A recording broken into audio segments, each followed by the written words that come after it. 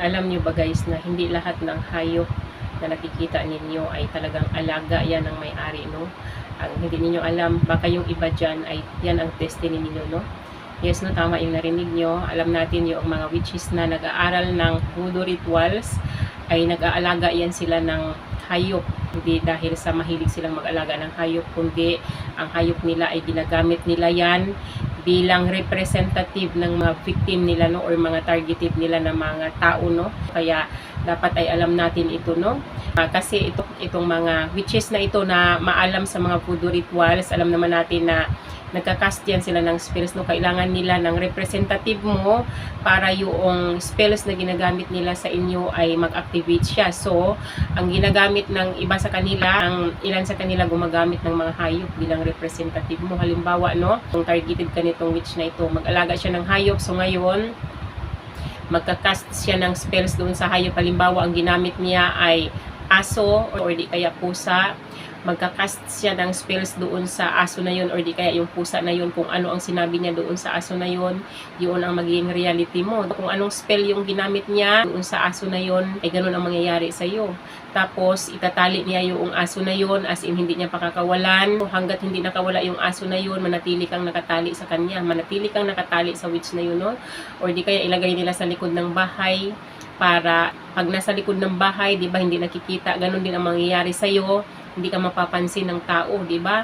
Ma-overlook ka ng tao, i-reject ka ng tao kasi hindi ka kapansin-pansin. Kasi nga, ganun nga yung spells na ginawa nila sa'yo. Nilagay ka sa likuran para walang makapansin sa'yo, para i-overlook ka ng tao, para magiging invisible ka sa mga tao, no? Walang makakakita sa'yo. Ganun ang ginagawa ng mga witches, no?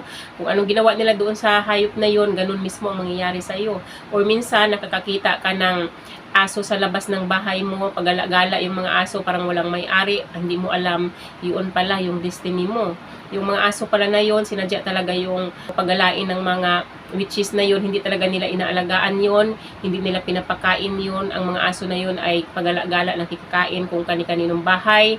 Kasi nga ipinoproject nila sa inyo yun. Gusto nilang mangyari sa buhay ninyo na pagala-gala kayo, maghirap kayo, wala kayong matirhan, wala kayong makain, kung ano yung ginawa nila sa aso, kung ano yung ginagawa ng aso, ipinoproject nila sa inyo yun, na yun ang mangyayari sa inyo, no? Kaya dapat ito alam natin, para alam natin kung paano i-cancel ito, diba? Ipag-pray natin. Tapos, minsan magtaka kayo, pag halimbawa, nasa ibang bahay kayo, tapos may mga hayop na malapit sa inyo, no? May mga aso na kahit hindi ka kilala, malapit sa iyo, 'di ba? Usually naman ang mga alagang aso, kapag hindi nila kilala yung tao, tinatahulan nila 'yan. Matalino yung mga aso, no?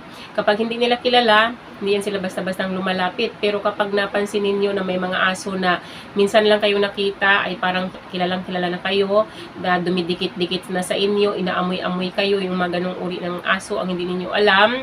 Yung aso na yan, kasi sa spirit realm, yung mga aso na ginagamit nila bilang representative mo, parang tinuturing ka nila na parang relative ka na nila, no? Kaya kapag nakikita ka nila sa labas, malapit sila sa iyo kasi ang turing nila sa iyo ay kamag-anak kanila, di ba?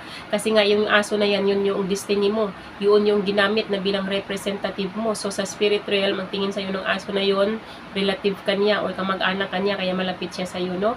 Kaya dapat alam natin ito, no? Hindi natin alam, mamaya nag-alaga pa tayo ng mga hayop na yun pala yung destiny natin. Parang binigyan pa natin ng reinforcement yung rituals na ginawa sa atin ng witches kapag yung mga aso ay yung mga ginamit nila bilang representative natin ay inaalagaan pa natin, no? Or pinapapasok pa natin sa tahanan natin, hindi natin alam yun pala yung destiny natin, ipinoproject pala sa atin yun na ganun ang mangyari sa buhay natin, no? Kaya dapat alam natin, no? Kaya nga mahalaga sa atin na nagka-cancel tayo talaga ng assignment ng mga kaaway. Huwag nating kakaligtaan na sa tuwing mag-pray tayo, nagka-cancel tayo ng assignment ng mga kaaway natin sa buhay natin, para kapag na-cancel na natin yan, hindi na yan mag-activate sa buhay natin. Kumbaga, mawawalan ng visa yan.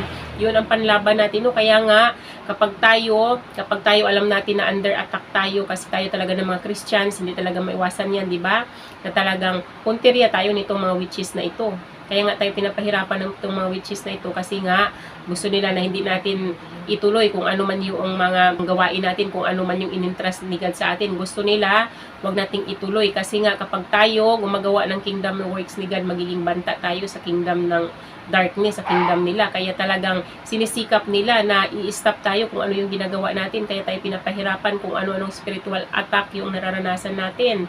Kaya tayo ng mga believers, isama natin sa prayer natin yung pagka-cancel ng kahit na anong assignment na makaaway sa buhay natin para hindi sila maging successful kung ano man yung assignment nila sa buhay natin, no? So, yun lang naman yung aking may share sa inyo sa araw na to, guys. Sana may natutunan kayo. Hanggang dito na lang yung aking video. Bye-bye and God bless you all. Bye-bye everyone.